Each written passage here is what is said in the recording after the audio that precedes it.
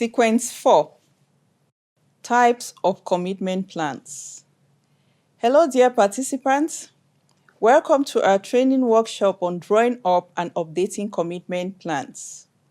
Today, we are going to look at sequence 4, which deals with the typology of commitment plans. Classically, there are two types of commitment plan. The sectoral commitment plan, known as SCP, and the Consolidated Commitment Plan, known as CCP. However, because of the time at which they are drawn up, these commitment plans can be described as initial or final. The sectoral commitment plan is a summary document describing month by month the forecast expenditure commitments for a given ministry or administration, hence the term sector. These amounts are aggregated into categories known as large masses.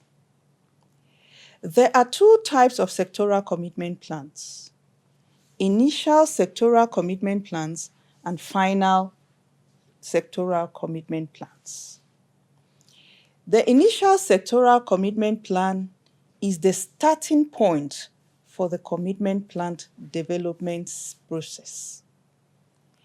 It is drawn up on the basis of data from the annual work plan and the procurement plan of the administration concerned.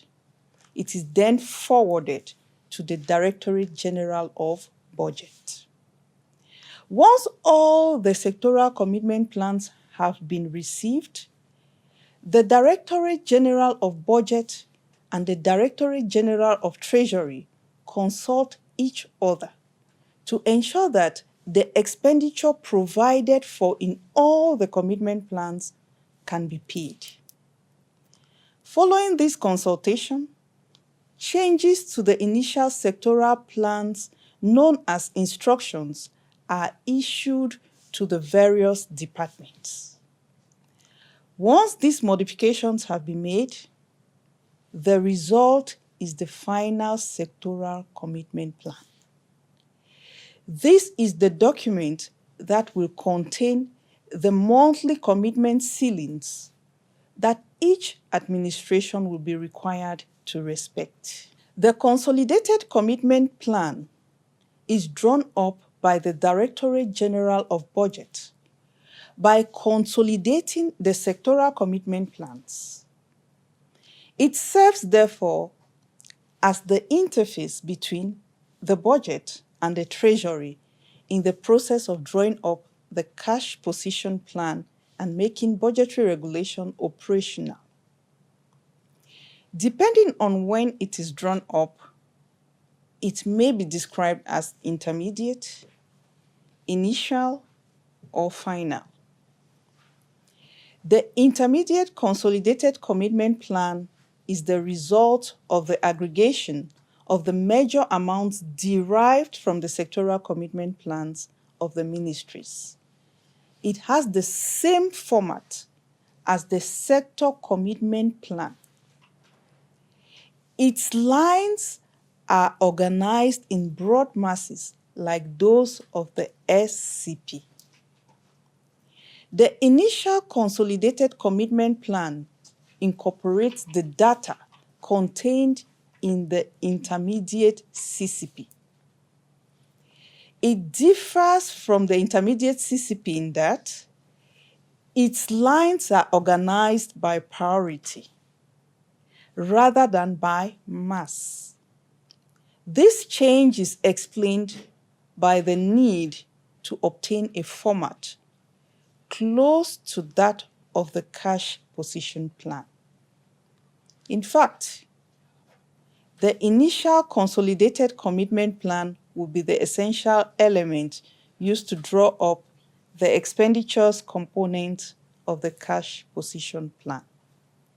The initial CCP is revised during a frank and realistic dialogue between the DGB and the Treasury departments officials within the Budget and Cash Flow Regulation Committee. The aim of this dialogue, which is to harmonize the expenditure forecast contained in the initial CCP with the cash flow forecast, is to revise the initial CCP, which then becomes the final CCP. From this sequence, you should note that there are two types of commitment plans: the sectoral commitment plan and the consolidated commitment plan.